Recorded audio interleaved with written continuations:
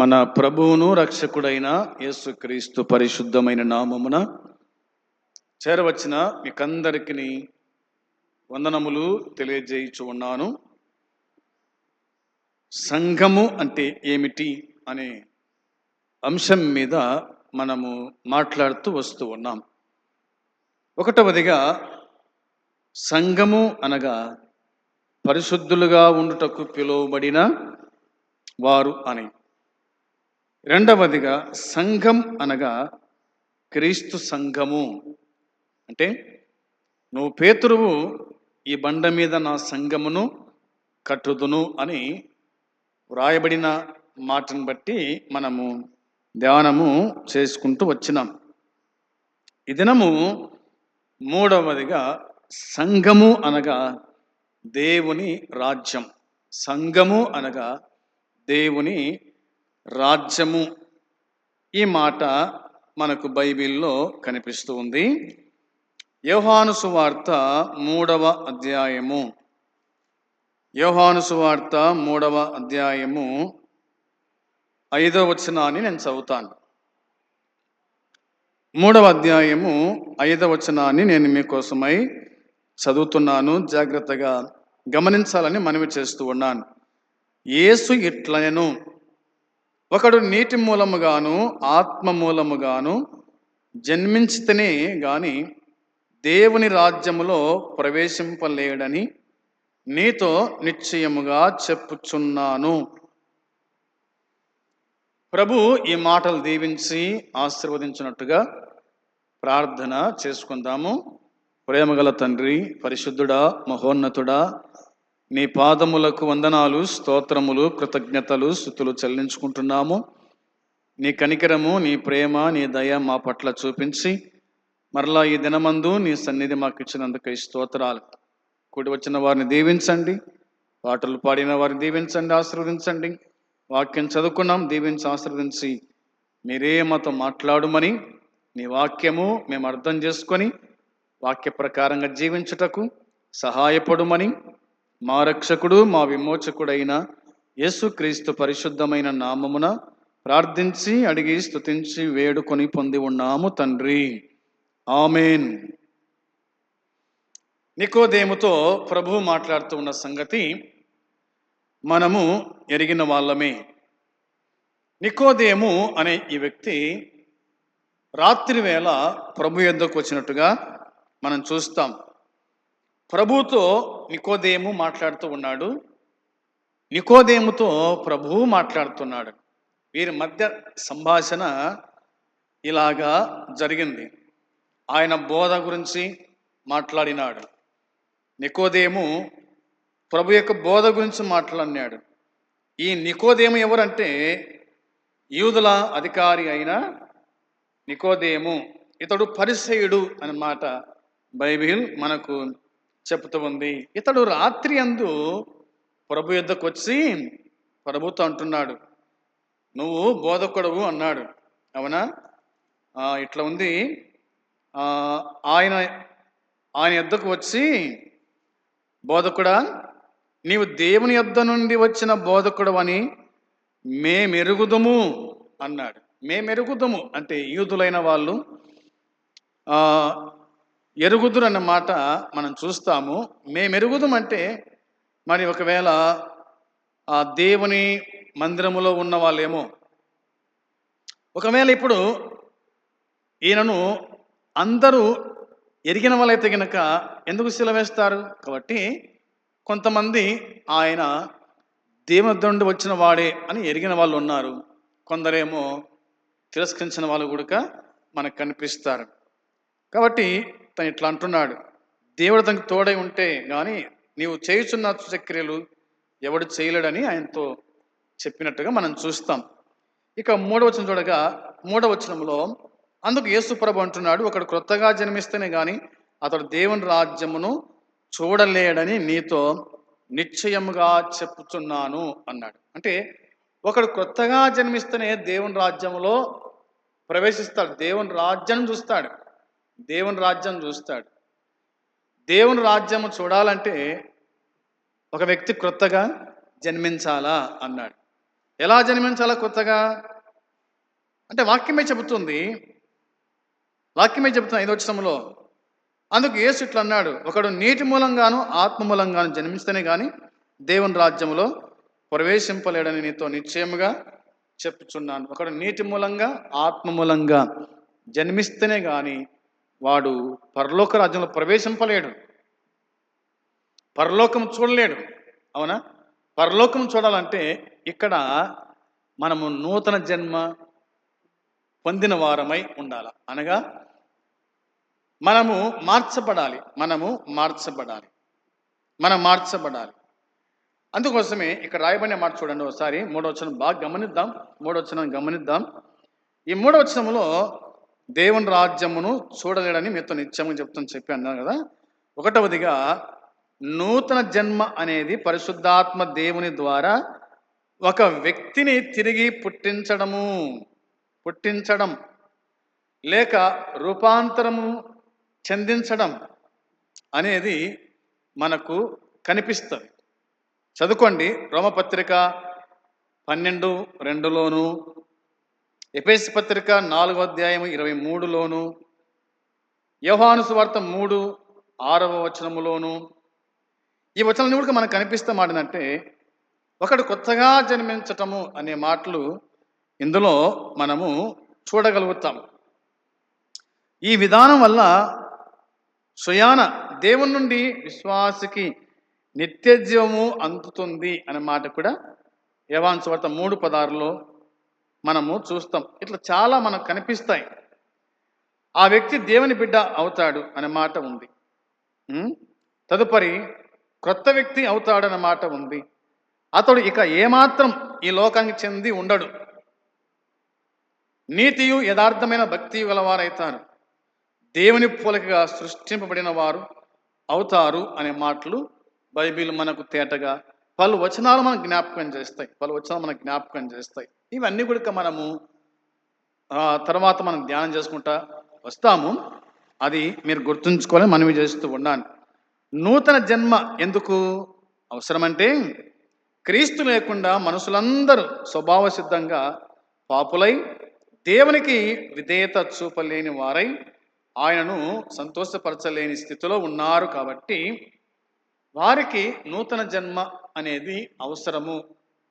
అది వాక్యం మనకు గుర్తు చేస్తూ ఉంది. ఇట్లా చెప్పుకుంటూ చాలా ఉన్నాయి. కాబట్టి నూతన జన్మ పొందని వాడు దేవుని రాజ్యము చూడలేడు అనే సంగతి ఆయన జ్ఞాపకం చేసినట్టుగా మనము చూడగలుగుతాం. ఇదే యోహాను సువార్త 18వ అధ్యాయంలో ఇలా రాయబడింది చూడండి. యోహాను సువార్త 18వ అధ్యాయము 36వ వచనం.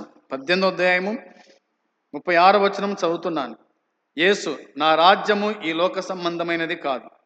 నా రాజ్యము ఈ లోక సంబంధమైనది అయితే నేను యూదులకు అప్పగింపబడకుండానట్లు నా సేవకులు పోరాడుదురు గాని నా రాజ్యము ఇహ సంబంధమైనది కాదనెను అనే మాట వ్రాయబడి ఉంది.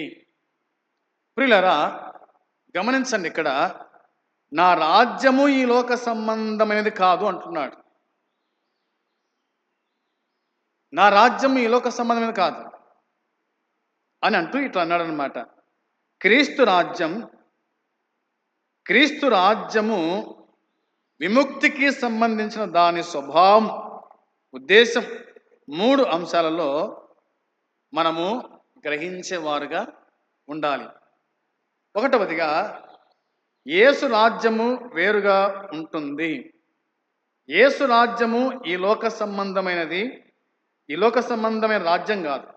అది ఈ లోకములో నుండి ఉద్భవించినది కాదు. ఈ లోకపు పద్ధతి ప్రకారంగా స్థాపితమైన రాజ్యం కూడా కాదు. మత రాజకీయ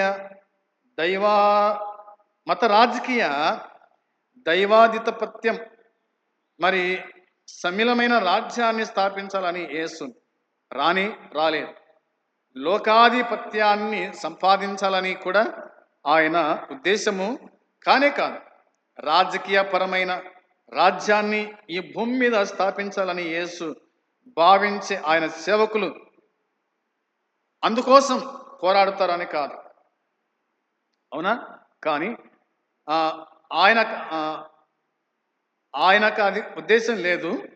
క్రీస్తు ఉద్దేశాన్ని ఈ భూమి మీద నెరవేర్చడానికి యుద్ధం చేయడమే, విప్లవాన్ని మరి లేవదీయడమే ఆయన సంకల్పం కాదు అన్న సంగతి మనం గుర్తుంచుకోవాలి. కాబట్టి వారి ఈ రాజకీయ వర్గాలతోనూ సంఘ సేవక వర్గాలతోనూ లైంగిక వాంఛ సంస్థలతో కలిసి దేవుని రాజ్యాన్ని స్థాపించారు. పవిత్రమైన శిలువను ఒక సాధనంగా వాడుకొని సమాజం మీద అధికారము చలాయించడానికి పాల్పడ్డారు వాళ్ళు. ఆ సంగతి మనకు వాక్యం చెబుతుంది. యేసు అనుచరులు అంటే సేవకుల సంగతి మనకు కనిపిస్తుంది.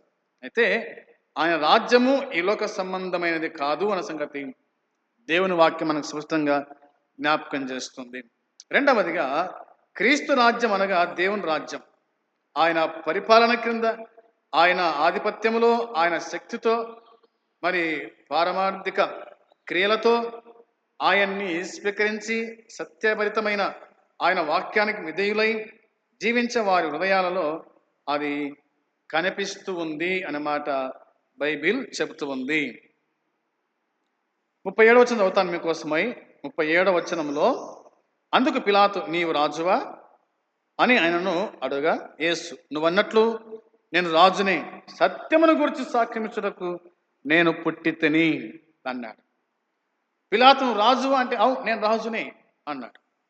నేను రాజునే అని అన్నాడు. అట్ట అన్నాడు, సత్యమును గురించి సాక్ష్యం ఇచ్చుటకు నేను పుట్టినాను అని ఆయన జ్ఞాపకం చేశాడు. దేవుని రాజ్యము నీతియు సమాధానమును పరిశుద్ధాత్మ వందలి ఆనందమునై ఉన్నది అనే మాట కనిపిస్తూ ఉంది. రోమపత్రిక 14:17, రోమపత్రిక 14వ అధ్యాయం చూడండి, మీరు గమనించేవారుగా ఉండాలి. రోమపత్రిక 14:17 చదువుతాను. 14:17లో, దేవుని రాజ్యము భోజనము పానము కాదు, గాని నీతియు సమాధానం పరిశుద్ధాత్మ యందలి ఆనందమునై ఉన్నది. దేవుని రాజ్యం భోజనం పానం కాదు, నీతి సమాధానం సంతోషం అనే సంగతి లేఖనాలు మనకు గుర్తు చేస్తూ ఉన్నాయి. ఇది సాతాను దుష్ట శక్తులను ఆత్మీయ ఆయుధాలతో ఎదుర్కొంటుంది అనే సంగతి వాక్యము గుర్తు చేస్తూ ఉంది. మత్తయి సువార్త 12:28, లూకాసు వార్త 11:20 వచనం, అపోస్తుల కార్యం 26వ అధ్యాయం 18 వచనము, ఎఫెసు పత్రిక 6వ అధ్యాయము 12వ వచనంలో మనము గమనించుతాం. సంఘము నేటి ప్రపంచ ఆధిపత్యానికి తలొగ్గక యేసుక్రీస్తుకు సర్వదా దాసులై జీవించాలి. శిలువే సంఘానికి శక్తి, ఇహలోక శక్తి కాదు. ప్రపంచ సంఘాన్ని శ్రమల పాలు చేసి తిరస్కరించినప్పుడు ఆ సమానాన్ని మహిమగా మరి పరిగణించాలి అని రాయబడింది. ప్రపంచిక శక్తిని విసర్జించినప్పుడే క్రొత్త నిబంధనలో ఏర్పడిన సంఘం దేవుని శక్తిని పొందగలిగింది. ఈనాటి సంఘాలు కూడా ఇలాంటి సందిగ్ధతాస్తంతో ఉన్నాయి.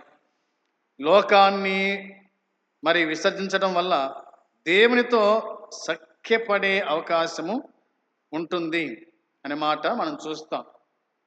మూడవ ఆలోచన చేస్తే, యేసు రాజ్యం ఎలా ఉంటుంది అంటే, యేసు రాజ్యం ఎలా ఉంటుందంటే, భవిష్యత్తులో క్రీస్తు రాజ్యము, ఆయన పాలన నూతన ఆకాశము నూతన భూమిగా మరి ఆవిర్భవం అవుతుంది. ఇది ఆయన ఈ భూమి మీదకు వచ్చి సర్వ దేశవాసులందరికీ తీర్పు తీర్చేటప్పుడు సంభవిస్తుంది. ఆ సమయంలో క్రీస్తు విరోధిని హతమార్చడం, భూమి మీద 1000 సంవత్సరాల పరిపాలన చేసినప్పుడు సాతానును మరి చిట్ట చివరిగా అగ్నిగుండములో పడవేయడము జరుగుతూ ఉంది అనే సంగతి వాక్యము చెబుతూ ఉంది. కాబట్టి ఆయన రాజ్యము మనకు 3 విధాలుగా మనము గమనించగలిగినాము. ఆ సంగతి గుర్తుంచుకోవాలి. ఆయన రాజ్యములో నీతి సమాధానం ఉంటుంది. ఆయన రాజ్యములో మరి పరిశుద్ధులు ఉంటారు. ఆయన రాజ్యము మరి ఇహలోక సంబంధమైనది కాదు, అది పర సంబంధమైన రాజ్యము అనే మాటలు బైబిల్లో మనకు చాలా కనిపిస్తాయి అనే సంగతి మనము గుర్తుంచుకునే వారిగా ఉండాలి. ఆయన రాజ్యం గురించి మరికొన్ని విషయాలు బైబిల్లో నుండి నేను మీకు జ్ఞాపకం చేస్తా. చూడండి, దానియేలు గ్రంథములో ఇలా వ్రాయబడింది. దానియేలు గ్రంథం 2:44, 2వ అధ్యాయము 44 వచనము మనం చూడాలి. రాయబడిన మాట, ఆ రాజుల కాలములో పరలోకమందున్న దేవుడు ఒక రాజ్యము స్థాపించును, దానికి ఎన్నటికీ నాశనము కలుగదు. ఆ రాజ్యము దాని పొందిన వారికి గాక మరెవరికి చెందదు. అది ముందు చెప్పిన రాజ్యములంటిని పొగలగొట్టి నిర్మూలము చేయును గాని అది యుగముల వరకు నిలుచును అనే మాట. ఆయన రాజ్యం గురించి ఇక్కడ మరి దానియేలు భక్తుడు చెప్తున్నట్టుగా దేవుని వాక్యము మన జ్ఞాపకం చేస్తుంది. నేను వివరించను కానీ మీరు అలా జ్ఞాపకం చేసుకోండి. దేవుడు ఒక రాజ్యమును స్థాపించును, దానికి ఎన్నటికీ నాశనము కలగదు అన్నాడు. అంటే చేతి సహాయం లేకుండా పర్వతము నుండి వేరైన రాయి మానవాతీతంగా ఆ ప్రతిమను కాళ్ళను పగులగొట్టడం నెబుకద్నెజరు తన కలలో చూసినట్టుగా మనం చూస్తాం. దాని కాళ్ళు నాశనమయ్యాయి. అంతేకాకుండా బంగారు, వెండి, ఇత్తడి, ఇనుము, మట్టి దంచబడి ధూళి వలె గాలి కొట్టుకొని పోయెను. అవునా? ఇవన్నీ కూడా మనకు కనిపిస్తాయి. బబులోను వెనుక మాదీయుల, పారసీకుల రాజ్యం వస్తుందని, ఆ ప్రభుత్వం కూడా ప్రతిమలో భాగంగానే ఉంటుంది. ఆ తర్వాత వచ్చిన గ్రీక్, రోమును రాజులు కూడా ప్రతిమలో భాగాలే. అలాగే ఆధునిక రాజ్యాలు కూడా ప్రతిమలో భాగంగానే ఉంటాయి అని ఒకే మరి ప్రపంచంలోని సంప్రదాయాలుగా ఉన్నాయి. ఇంకా చెప్పాలంటే కనుక మన చుట్టూ ఇప్పటికే బబులోను జ్యోతిష్య శాస్త్రము, మాదీయుల, పారసీకుల నైతిక చట్టాలు, గ్రీకుల కళలు,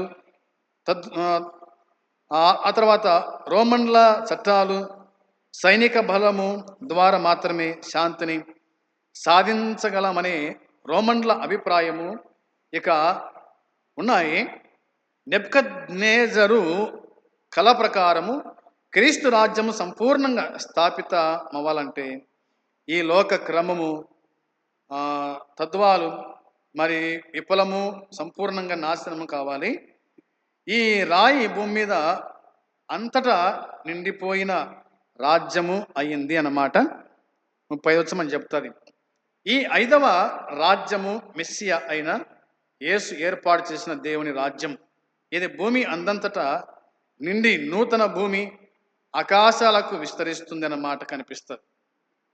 ప్రకటన గ్రంథము 21వ అధ్యాయము మరి 1వ వచనంతో మనం చూడవచ్చు. ప్రస్తుత లోక క్రమం శాశ్వతం కాదని మనం ఖచ్చితంగా చెప్పవచ్చు. దేవుని రాజ్యం మాత్రమే శాశ్వతంగా నిలుస్తూ ఉంది. దేవుని రాజ్యం మాత్రమే శాశ్వతంగా నిలుస్తూ ఉంది అనే సంగతి ఇందులో మనము చూడగలుగుతాం. 7వ అధ్యాయము 14వ వచనంలో ఇలాగుంది. 7వ అధ్యాయం 14వ వచనంలో సకల జనులు, రాష్ట్రములు, ఆయా భాషలు మాట్లాడువారును ఆయనను సేవించున్నట్లు ప్రభుత్వమును, మహిమయు, ఆధిపత్యమును ఆయనకి ఇవ్వబడెను. ఆయన ప్రభుత్వము శాశ్వతమైంది, అదెన్నటికీ తొలగిపోదు. ఆయన రాజ్యము ఎప్పుడు లయము కాదు. దేవుని రాజ్యము ఎప్పుడు కూడా లయము కాదు అనేది వాక్యం మనకు తేటగా జ్ఞాపకం చేస్తూ ఉంది. వచనం 27 వచనంలో ఆకాశమంతటి క్రిందనున్న రాజ్యము, అధికారమును, రాజ్య మహాత్యమును మహోన్నతుని పరిశుద్ధులకు చెందును. ఆయన రాజ్యము నిత్యము నిలుచును. ఆయన రాజ్యము నిత్యము నిలుచును అని వ్రాయబడింది. ప్రభు యొక్క రాజ్యము నిత్యము నిలుస్తుంది అనే సంగతి బైబిల్ మనకు తేటగా జ్ఞాపకం చేస్తూ ఉంది. యోహాను సువార్త 6:15లో, యోహాను సువార్త 6వ అధ్యాయము 15వ వచనం చూడగా ఇలా దేవుని వాక్యం మనకు గుర్తు చేస్తూ ఉంది. 6వ అధ్యాయము 15వ వచనంలో, రాజుగా చేయుటకు వారు వచ్చి తమ్మును బలవంతముగా పట్టుకొనబోచున్నారని యేసు ఎరిగి మరలా కొండకు ఒంటరిగా వెళ్ళాను. ఆయన రాజుగా చేయడానికి కొంతమంది ఈ భూమి మీద తొందర చేశారు. అయితే ఆయన పారిపోయినాడు. ఎందుకంటే ఆయన ఈ లోకములో రాజుగా ఉండడానికి రాలేదు. ఆయన రాజుగా ఉండడానికి రాలేదు. ఈ లోకాన్ని ఏలడానికి పరిపాలించడానికి రాలేదు ఆయన. ఎందుకంటే ఆయన రాజే, కానీ పరలోకములో ఆయన రాజుగా ఉండబోతున్నాడు.